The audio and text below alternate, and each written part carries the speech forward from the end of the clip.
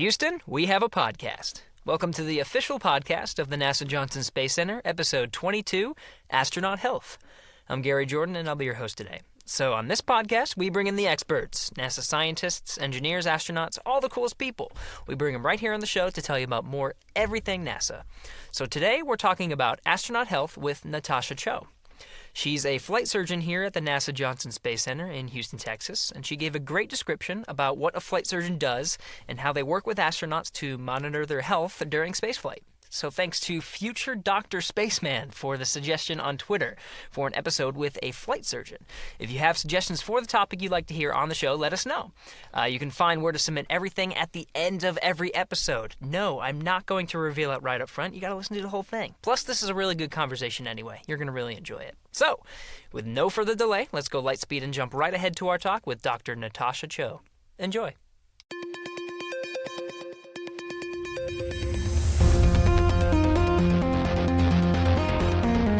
Minus 5 seconds and counting. Mark. Launch commit lights are correct. There she goes. Houston, we have a podcast. No, we'll start with something happy. Okay, Natasha, cool. Thanks so much for coming on the show. Ran into your profile as part of Peggy's NASA Village project. You were one of the many people that supported Peggy Whitson, right, during her flight. So what was it like working with the Space Ninja? So I think as anyone who works with Peggy will tell you, she is awesome at what she does. And she's just a joy to watch.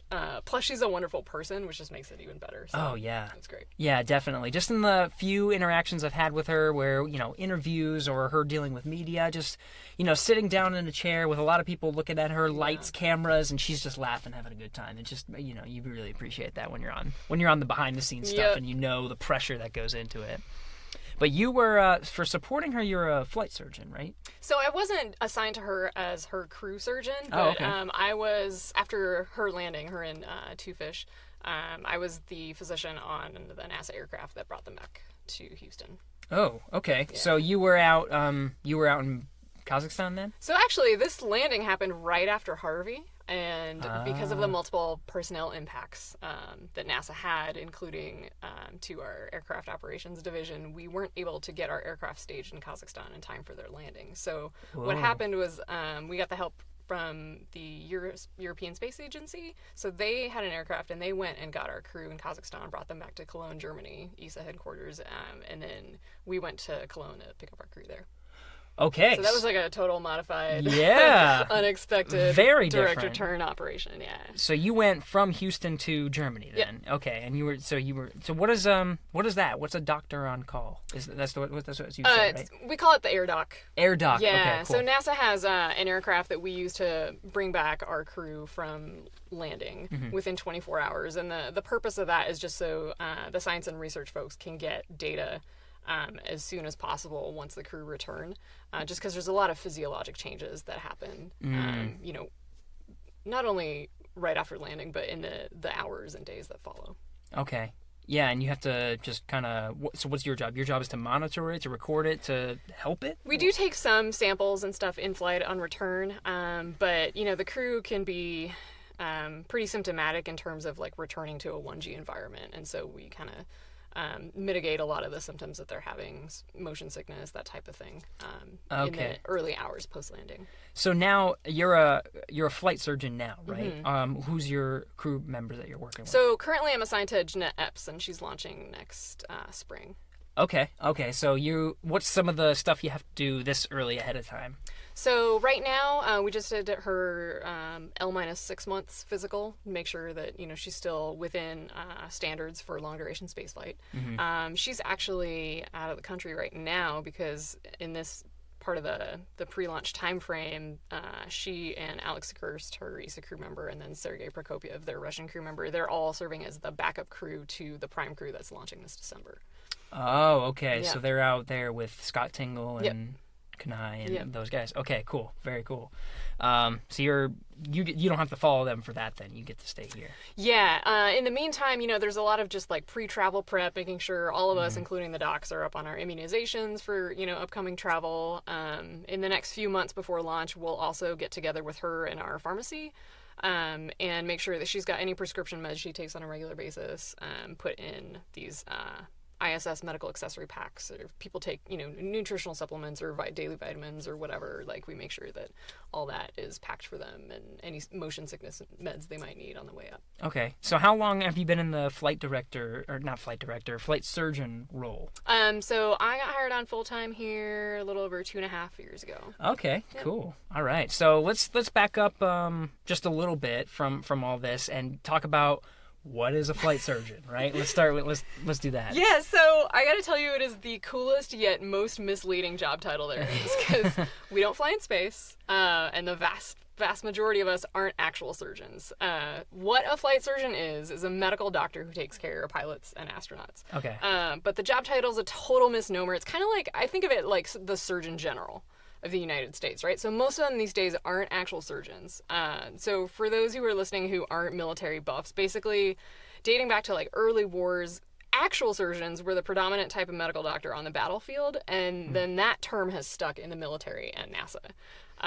And the flight part of the job title indicates, that we take care of pilots and astronauts, but it also implies that we have at least some flying experience ourselves, either as private pilots, student pilots, or, riding in the backseat of the T-38, the NASA training jet, along with our crew members. So that flight experience is actually key to understanding the physiology of the flight environment that our patients experience, as well as the psychology and the human factors aspect of like how they interface with engineering design and aircraft controls.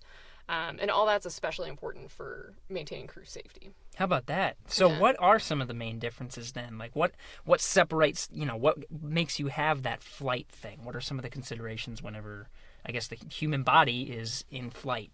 Right. So in flight, depending on the different types of maneuvers you're going to be doing, like if you've been to an air show, aerobatic pilots can do, crazy a lot of stuff. high G maneuvers, and depending on the order in which they do them, it can change, blood rushing to your head versus blood rushing to your feet. And if you do that in a very provocative way, you run the risk of what pilots refer to as graying out or blacking out and losing consciousness momentarily. So you never want those types of incapacitating events to happen in flight. Definitely and that's not. what we try and prevent. Another big thing that we learn about is hypoxia, right? So lack of oxygen.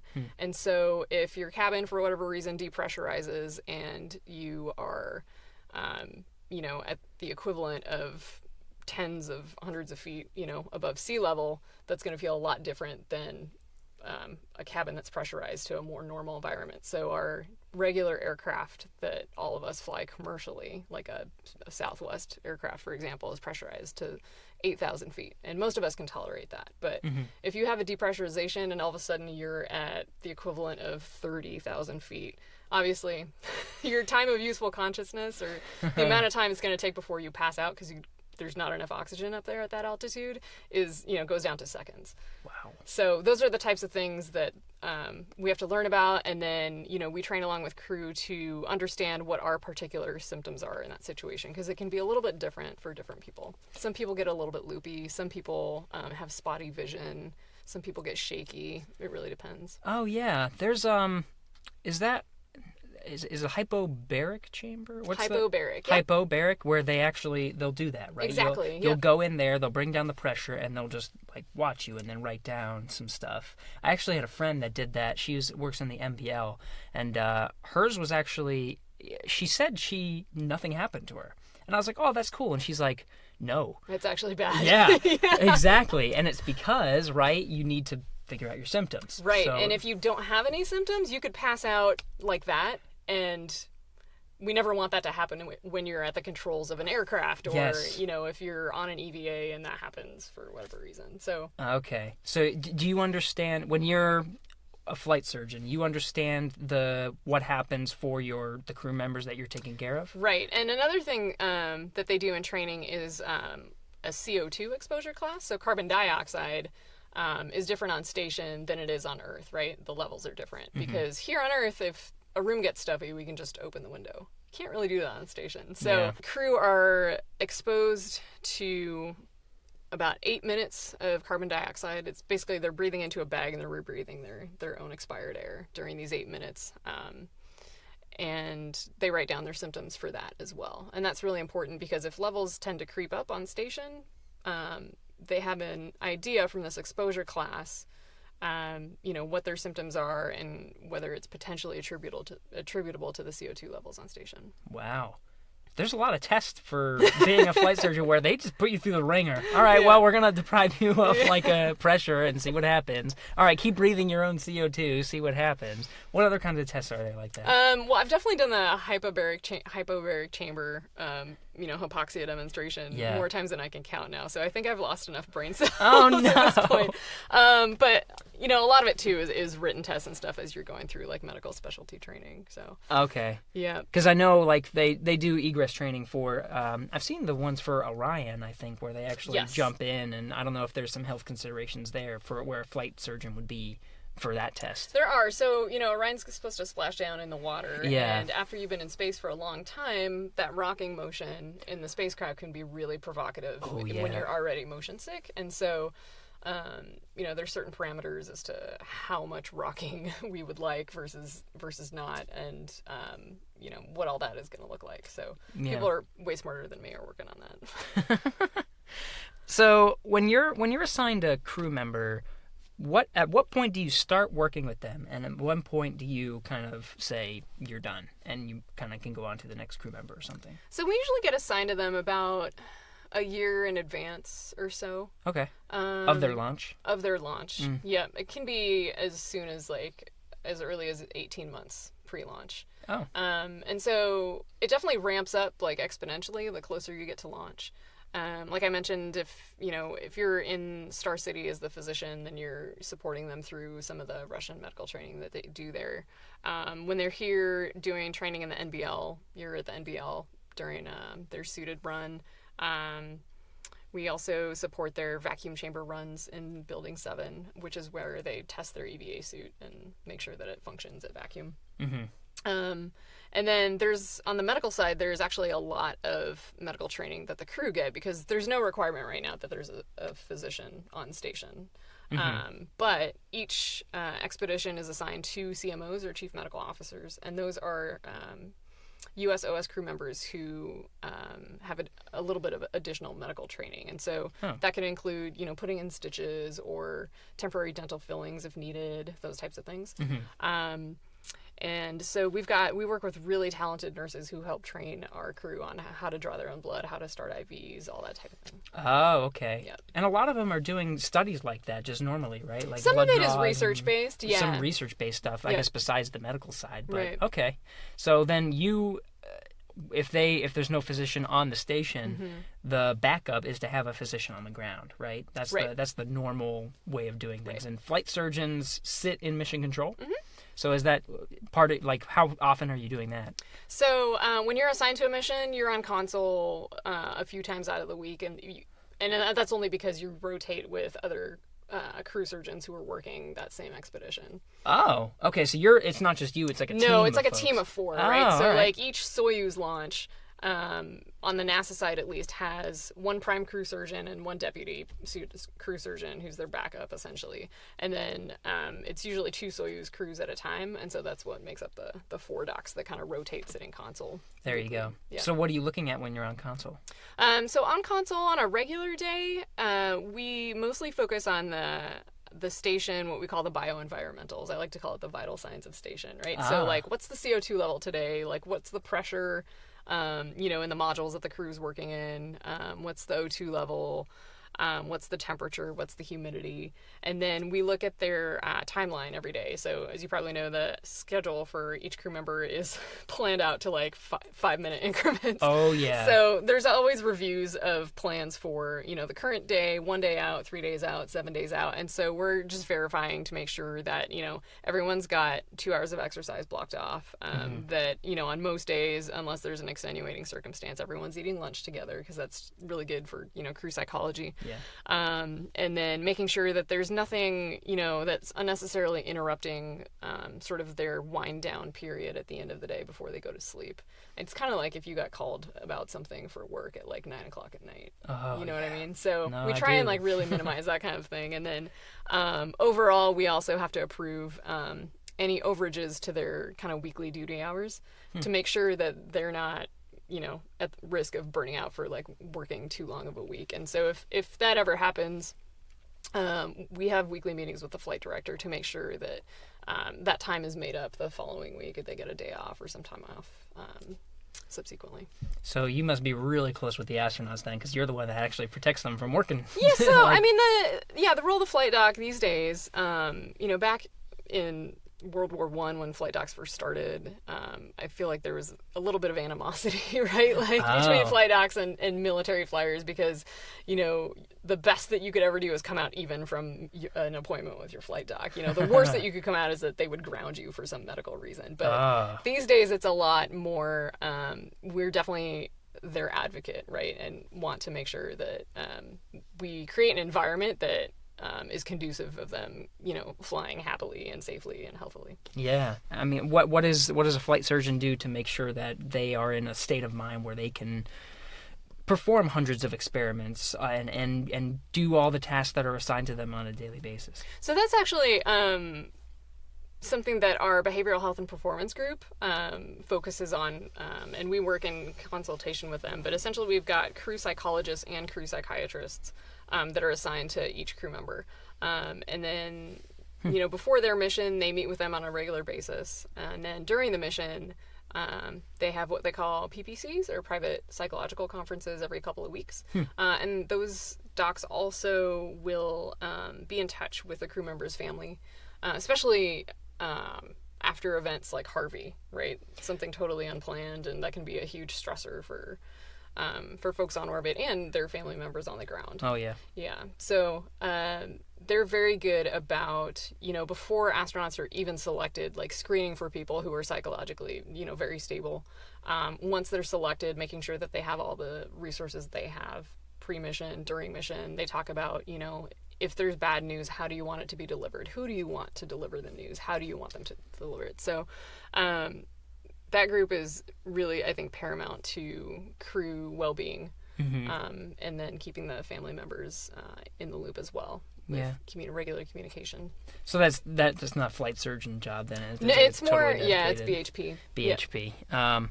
Yeah, exactly. What qualifies an astronaut as being able to go to space medically healthy? So what we look for is overall medical fitness for the stressors of spaceflight. And that begins, like I mentioned, with, selection criteria during the application process. So once they're selected, if they have an illness or an injury, we get them treatment and the specialty care that they need. And then we have an air medical board that actually reviews their case files on a regular basis to recertify them for flight if they happen to be grounded for whatever reason. It's actually similar to how the military and the FAA medically certify their pilots. And as a taxpayer, for those of you listening out there, so these processes are also in existence to help keep the general public safe. So in general, the FAA has a role to keep the risk of a pilot having an incapacitating medical event to less than 1%. All right. So we kind of follow very similar standards. But in order for crew to stay healthy, essentially, they have to train, right? So, so like I mentioned, we work with really talented physical trainers, psychiatrists, psychologists, pharmacists, nurses, to make sure that our crew are not only physically and mentally ready for long-duration spaceflight, but they're also capable to administer medical care to each other if necessary. Okay. Are you overseeing their workouts and stuff like that, or is that a totally different thing? So that's the job of our ACERs. So those are astronaut strength, conditioning, and rehab specialists. It's their personal trainers, essentially. Okay. So when crew go to orbit, they are actually given what we call an exercise prescription. Huh. And they've got different goals that they can work towards and modify if needed in space. And all of that essentially is part of it's actually, I think, one of our most successful countermeasures, right, is maintaining your bone and muscle mass. So we know that maintaining your muscle mass with resistive exercises and getting some sort of impact exercise like on the treadmill is really helpful in preventing bone loss and muscle weakness post-flight. Yeah, definitely. What about, you said there was a pharmaceutical component to there. Are they making sure that they get doses of certain medicines to stay healthy? Like, I don't know if they do calcium supplements or something like that. So we actually, we have a great pharmacy here at JSC. Okay. And pharmacy helps pack any, regular prescription meds that people fly with. And in addition, they can let us know. There's been some research. Hasn't been enough, but, certain meds just don't do well in space for reasons that we still don't completely understand. So some medications, if they're in liquid form, will bubble or foam too much to be of any use in space. It's harder to draw them up in a syringe because you don't have that same air fluid separation that you do with gravity. So we can't fly those meds because it wouldn't be useful. Right.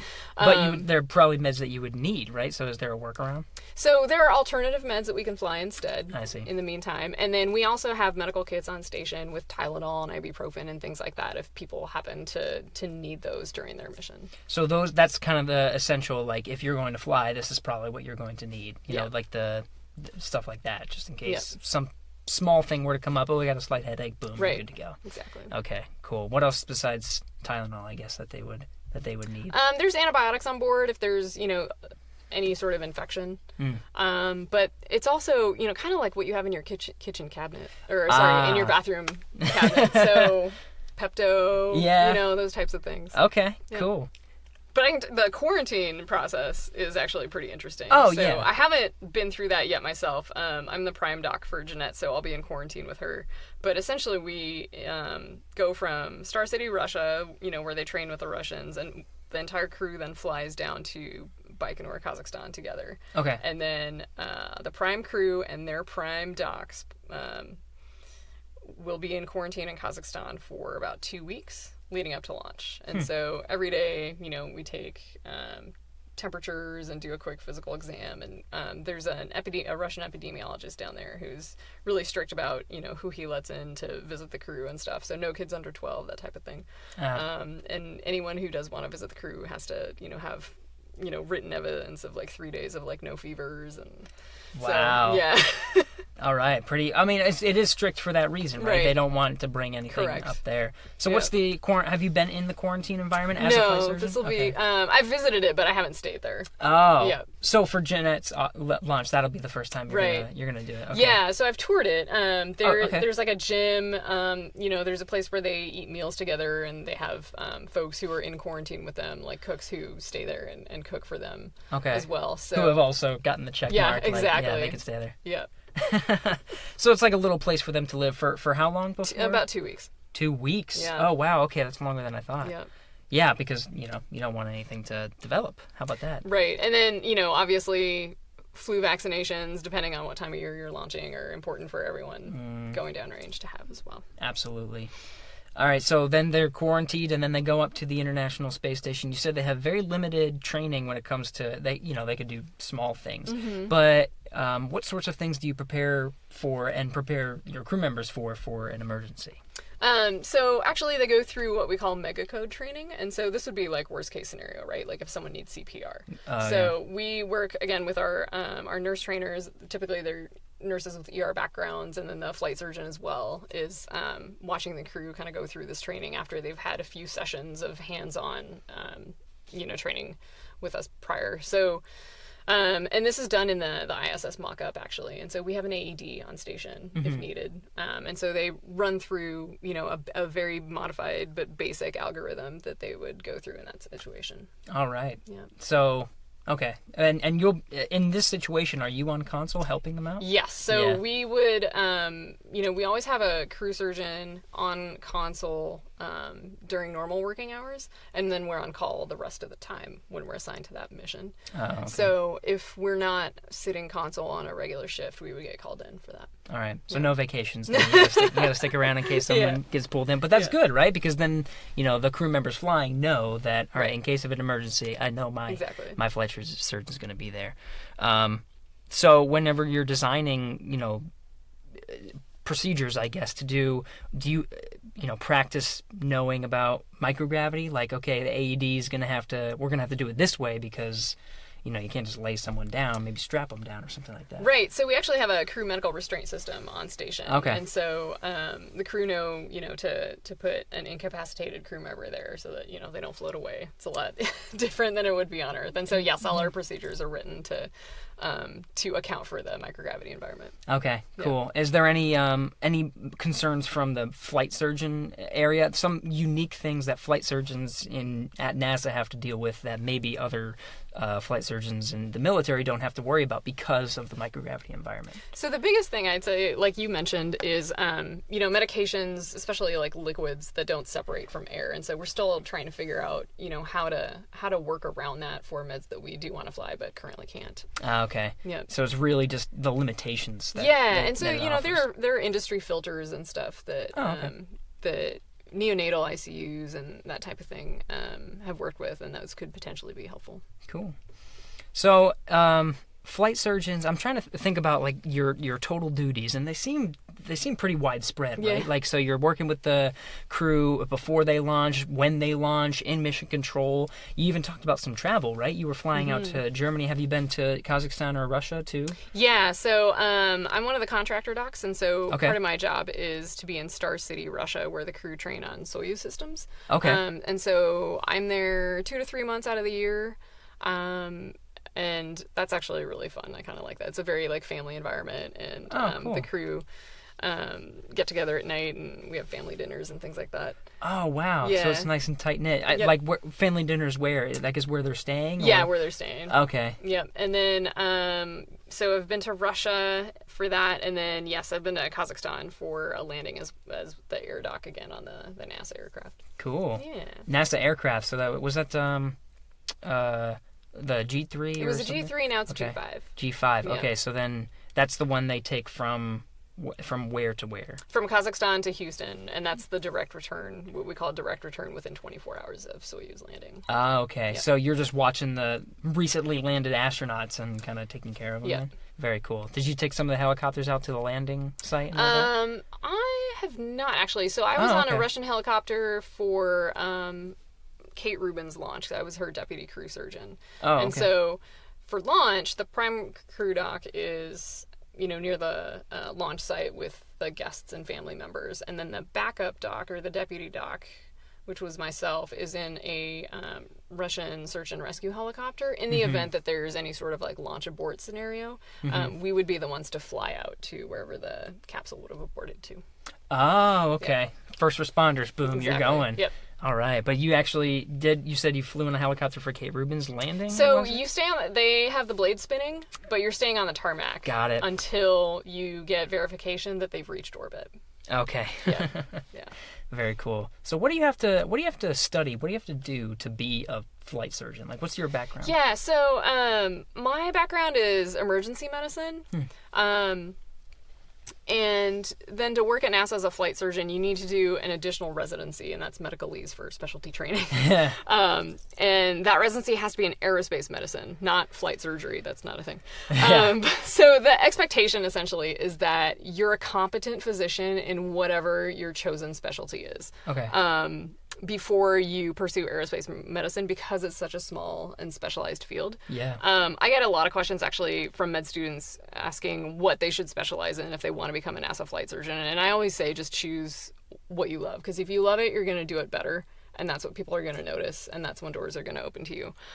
Because we've had neurologists, urologists, OBGYNs become flight surgeons and work here. So it's all about what you enjoy doing. Yeah, because they were really good at, and you said yours was emergency medicine? Yeah. So what was that, what were you doing before NASA then in emergency medicine? I actually went straight from emergency medicine residency to the UTMB aerospace medicine training program. Oh, okay. Yeah, so I was just working, 60 to 80 hours a week.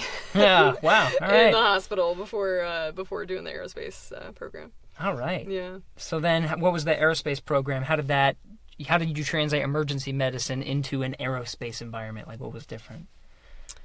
How did I transition it? I guess the emergency part applies to aerospace medicine in the event of like a mishap. I see. Right? So, or planning for a mishap, but not necessarily hoping that that's what happens, right? So it's all about preparing for the worst and hoping for the best. So emergency medicine, background-wise, can help you figure out what equipment you might need to pack or what equipment you can leave behind. What type of personnel and staffing and other resources you might need at different stages of like a rescue scenario. Yeah, because I guess you would have to operate assuming that you might have to do something maybe on a site, you know, so you're going to have to bring everything with you or something like that. And you always have to think one step ahead, right? So, like, let's say I do this first step and it works, but then something else, you know, changes with the patient after that. Then what do I do? And so you have to kind of work out these mental algorithms as to every possible scenario. Okay. And then from there, you kind of came into the world of NASA, I guess, through... Yeah, so the UTMB Aerospace Medicine Program is actually joint with NASA. And so we do some of our rotations here when we are in training. And so one of the ones is rotating through the Flight Medicine Clinic. And so you're doing some of the astronaut physicals at that time. And then you've got other projects operationally that are given to you by different preceptors and mentors. One of my favorite ones was actually doing a 1-month rotation with the BHP psychologists and psychiatrists. Just because it's not my specialty, and so I still find it like super interesting though to work with them and see, you know, the types of issues that they deal with, and then interface with the operational flight docs on. All right, very cool. And now you're here at NASA. Now you're a flight surgeon. It seems like, you know, like I said before, your duties are widespread and you're all over the place. But what's like a day-to-day sort of in the life of a flight surgeon? Yeah, so it's funny. People always ask me, they're like, "What's a typical day for you?" And I'm like, well, I wouldn't say we have typical days. I would say we have typical weeks, but every day can be a little bit different. So we are in an engineering community, right? So we're the minority, and a lot of times we're looked to as medical consultants. And with Station being as complex of a program as it is, there are a lot of meetings with all these different disciplines to make sure that we're doing the right thing and maintaining the health and safety of the crew at the top. So a lot of times, you know, I'll have a day that's nothing but meetings with, you know, potentially questions for me about making, you know, just verifying that like what we're doing isn't medically contraindicated or unsafe in any way. You know, another day I might have my crew member doing a suited run in the NBL, and so I'll be there observing that. You know, and another day I might have a couple meetings in the morning, and then in the afternoon my crew member will have some training, medical training, that I'll be attending and just making sure that if they have any questions that I'm there. Okay. Yeah, it seems like your role is more operational, right? So if something's happening, like, boom, you're there. So the neutral buoyancy laboratory, that's a good one, right? That one's where the astronauts actually get suited up and practice doing a spacewalk in the pool. Exactly. Right? So what's your role? Do you go behind the scenes and kind of check them out beforehand afterwards, or is it more you're just kind of standing by watching? Yeah, so everyone who goes in the pool gets a dive physical beforehand. Dive physical, and then during the run, which is typically about 6 hours, I'll be on the loop just listening and making sure, you know, if there's any medical concerns, they can always request a private loop with the NBL medical director. But as they're assigned flight surgeon, it's always good for us to be there as well, just so we're aware of any issues. Yeah. Privacy is pretty important when it comes to this stuff, right? Absolutely. Yeah. So that your job is kind of like that, right? Wherever you do, you have to make sure that you are protecting the privacy of the astronauts' medical information. Right. So how does that work, I guess, in an environment where everyone's talking to each other, especially in mission control? Yeah, I guess it's not too different from the hospital environment. I think, you know, there are people who interface with us, for example, a biomedical engineer who have essentially signed the equivalent of, like, you know, a HIPAA understanding of the HIPAA laws and medical privacy laws and Privacy Act. Oh, because they're hearing some of this information too. Right, and you know, the ones who are involved in these types of conversations are involved because it's a need-to-know basis. And so that's essentially how we operate. Okay, cool. Yeah. And you guys have private medical conferences with the astronauts too, right? Like every once in a while you're checking in. Yeah. So that's, is it more of just that? It's just checking in, seeing how everything's going? Yeah, so it's once a week, and it's for about 15 minutes, and it's a video conference, direct to station with a crew member on a private loop. And, you know, it's all documented, and the medical chart from that encounter will go into the electronic medical record. And so we can always look back and see if there's something that we've been tracking over time, how it's been progressing. But it is mostly a check-in, but, every once in a while something will pop up. We know that there are slight immune system changes in space, so people can get rashes or, just feel stuffier, have allergy-type symptoms. And so a lot of times that's what we deal with.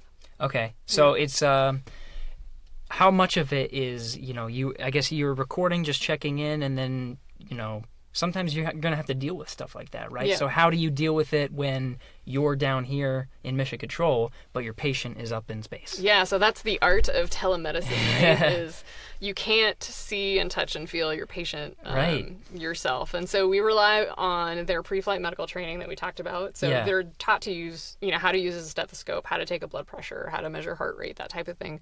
And then we have the magic of camera technology up there. So, they can actually look in their crewmate's ear and take a picture of what that eardrum looks like and send it down to us.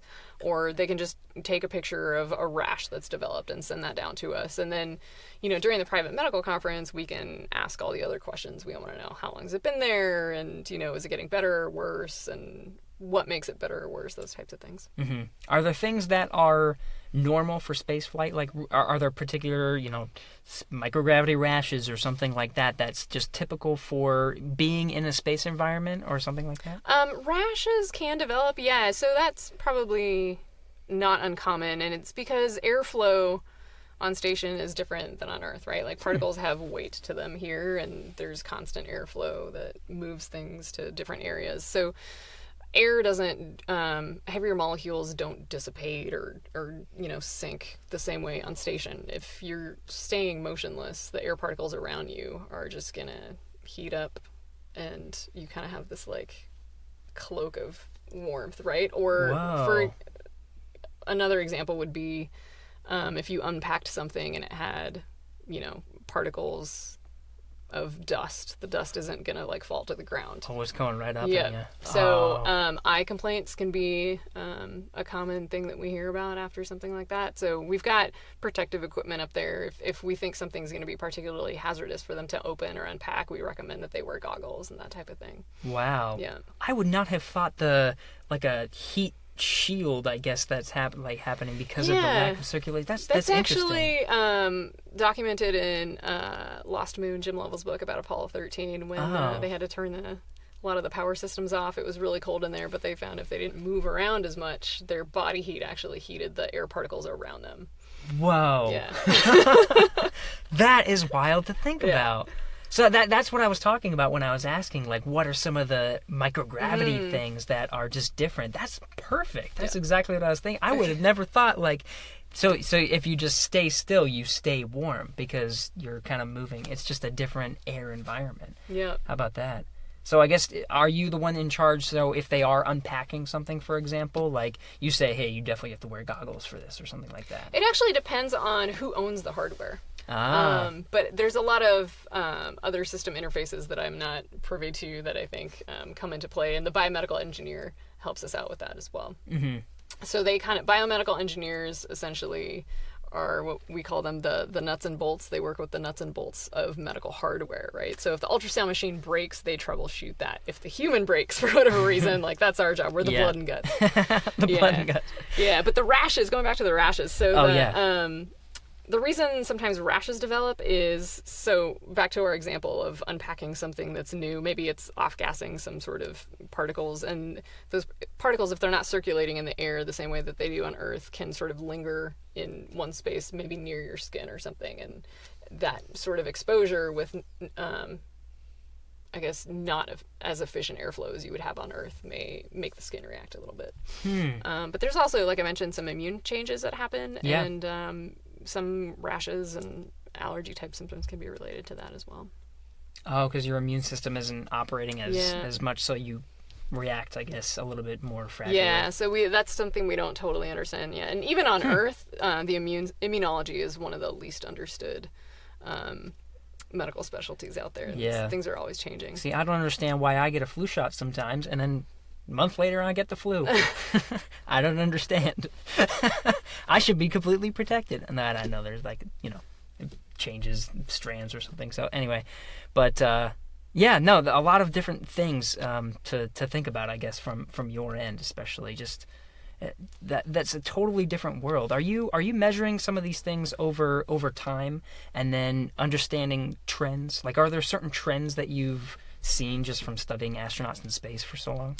So we've got a group of epidemiologists and then folks on the research side who are studying particular, body systems, for example, like urine chemistry or whatnot. Those are the ones who are typically measuring those types of trends. Okay.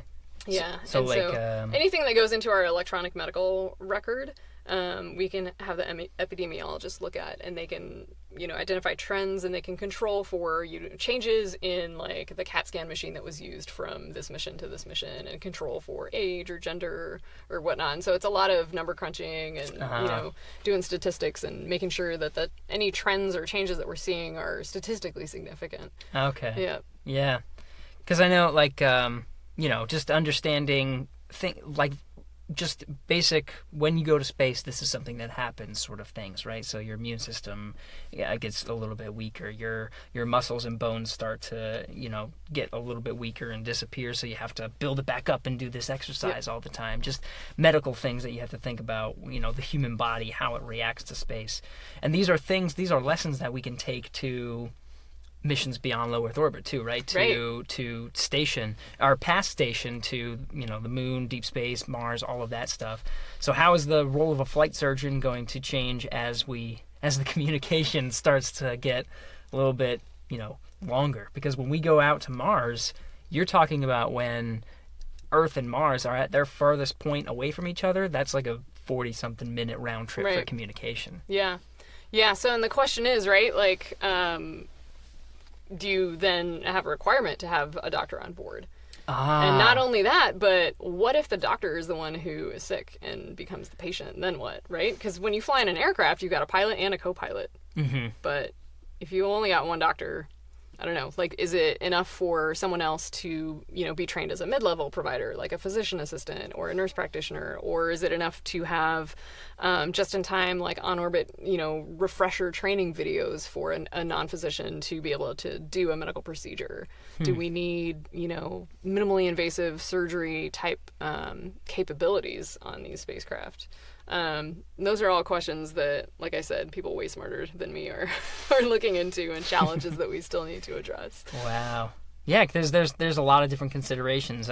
We just did a podcast pretty recently with Orion, and they were talking about just, like, for example, oxygen or something, right? Like, oxygen is super important to have on the spacecraft, but you can only put so many oxygen generators on the spacecraft before it becomes a little bit, okay, let's calm down, because you have backups, but you can't just keep making backups until you're perfectly fine. So same with the physicians, right? You can't just have, like, an army of doctors going to space, because it's just, you need the other things, right? You can have a doctor, but then you need, if you're doing Mars exploration, maybe a geologist, maybe an engineer, maybe a pilot. You need all of the above. Nice, like, diverse group of astronauts who can do it all in one mission. Yeah, and I think also the crew psychology is going to change a little bit. And so, people have talked about what's the ideal crew makeup. Should they all be all one gender? Should they have an even number versus an odd number? Because if you have an even number and you have a disagreement and you vote on something, what do you do if you have a tie? But if you have an odd number of crew members and there's one person who's the tiebreaker, are they then sort of, like, labeled as choosing sides or the bad guy or something? And then there's questions about what degree of assertiveness or leadership do you want in your commander versus someone who fosters more equality and community in a multi-month, like, transit phase from Earth to Mars where there's not a lot going on. So do you really want somebody who's, like, super dominant on you all the time about something when there's not a lot of operational things happening? Yeah. So a lot of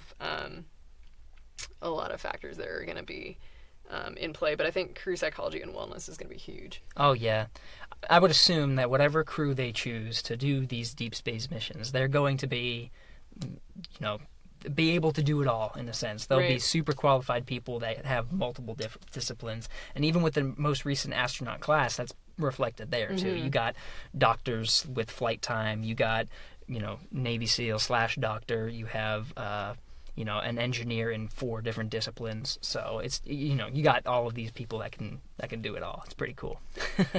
I guess from a flight surgeon perspective, you would probably vote more towards the redundancy in doctor ability, like a doctor and then someone trained mid-level with the doctor's position, or do you have a different view? Potentially, Okay. yeah. I mean, I guess I haven't really thought about it too much. okay. I was just kind of like throwing out ideas, but I mean, it's always good, to have backups and potentially backups to your backups. So. Yeah.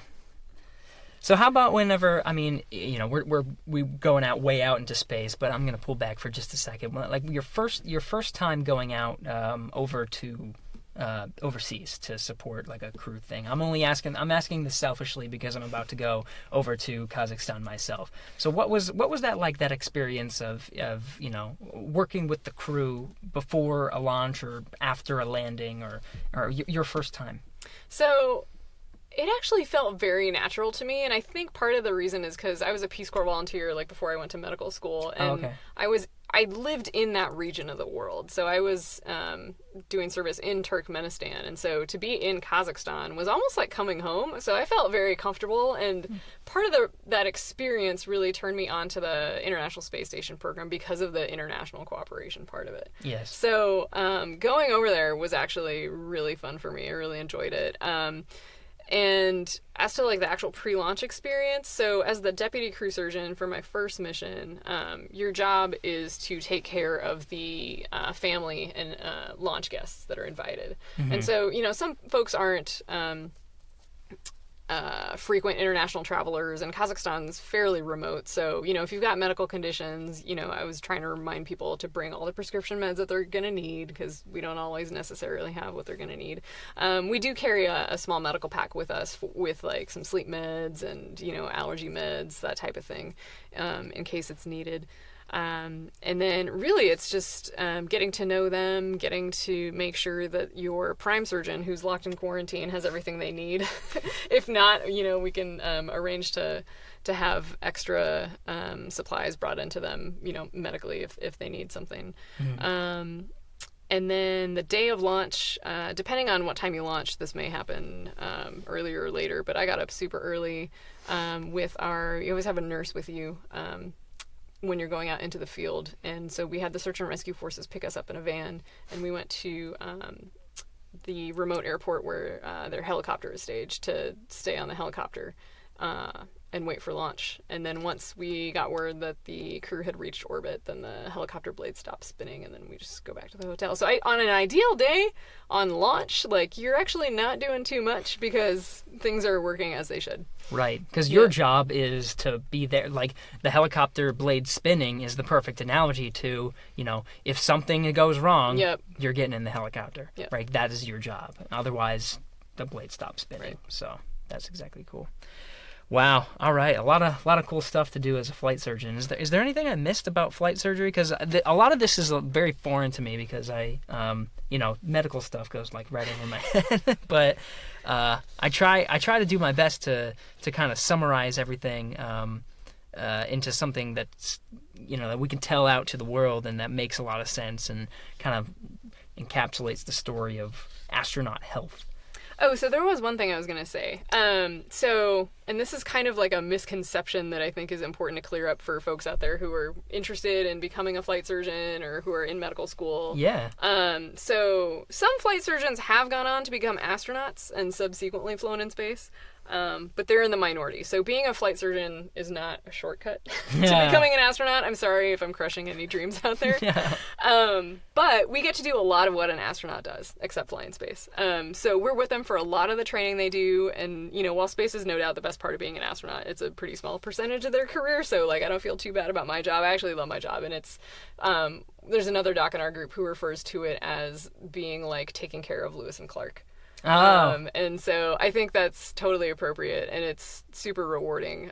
We are one of the first faces they see, on landing. So if you see the the PAO shots of the crew getting pulled out of the Soyuz, we're like the other person in the blue flight suit, like in the corner, Yeah. like making sure that they're okay. Along with we've got great Russian field medical nurses that help us out with taking vitals and all of that. So That's right. You're there for every step of the way, except on the International Space Station. that is okay. Yeah, that's Yeah. true. Oh, really? You wouldn't want to fly? Oh no, I just mean this job is so rewarding for me as yeah. is that I'm happy as a clam. Hey, yeah, you can't complain 'cause you're doing some really, really cool stuff. That's really awesome. Yeah, well, if you do, want to be a flight surgeon / astronaut, is it Kjell Lindgren? Is it Kjell. Or Kjell Yeah. Kjell Lindgren was a flight surgeon turned astronaut, And right? Mike Barrett, Tom Marshburn, and then Serena Anand Chancellor next year. What? Oh, all They of them were are. all previously flight surgeons. Oh, so you say it's low, but there's quite a few. And, definitely a medical doctor, I think, would be up there for someone who is essential on a deep space mission. Agreed. I definitely think, for missions beyond, they're going to be up there. Because the human body is it's one of the things we're focusing on when we're doing studies on the International Space Station, right?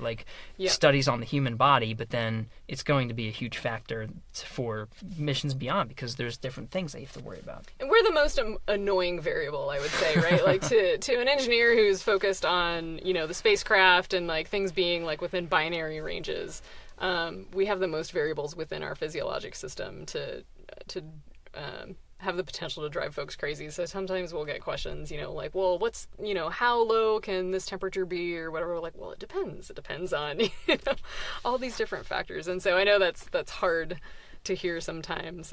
So, we have to bound the question appropriately and then, start from a place that's, medically, ethically, safe for the crew. And then that's your starting point to work from there. Yeah.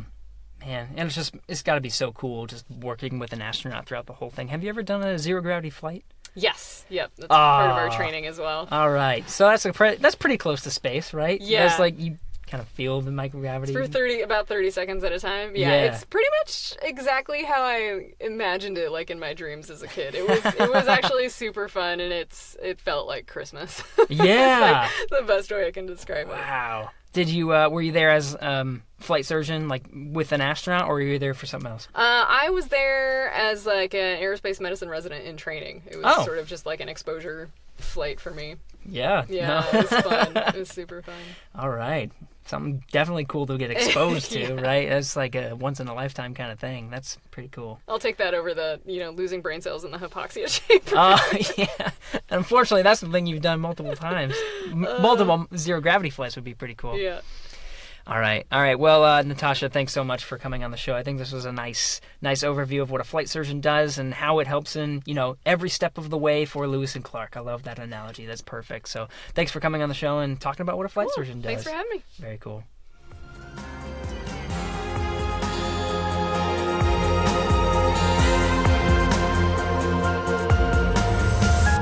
Houston, go ahead. Stop of the space shuttle. Roger, 0J, and I feel Shuttle has cleared the tower. Attainment speed for all mankind. Actually, a huge honor to break a record like this. Not because they are easy, but because they are hard. Houston, welcome to space. Hey, thanks for sticking around. So today we talked with Dr. Natasha Cho about her role as a flight surgeon and what that has to do with astronaut health. If you kind of know what's going on in the role of human research and how that applies to spaceflight, nasa.gov/HRP is a great resource for all of that. Everything human research and how that applies to spaceflight. If you go to nasa.gov/ISS, you can figure out all the stuff going on in the International Space Station. A lot of that has to do with some of the human research we're doing, as we talked about in this episode. Otherwise, on social media, you can follow us, Facebook, Twitter, Instagram. Follow the International Space Station accounts. They're verified, and, we got a lot of followers, so you can find us pretty easily. But just use the hashtag AskNASA on any one of those platforms if you want to ask a question about the show. And actually, that's where I found the recommendation for this show is actually on Twitter. So I'm paying attention to all of that. Just make sure to mention it's for Houston. We have a podcast, and then we'll go from there. So the credits for today go to John Stoll and Alex Perryman. Thanks again to Dr. Natasha Cho for coming on the show this week. This podcast was recorded on November 15th. We'll be back next week.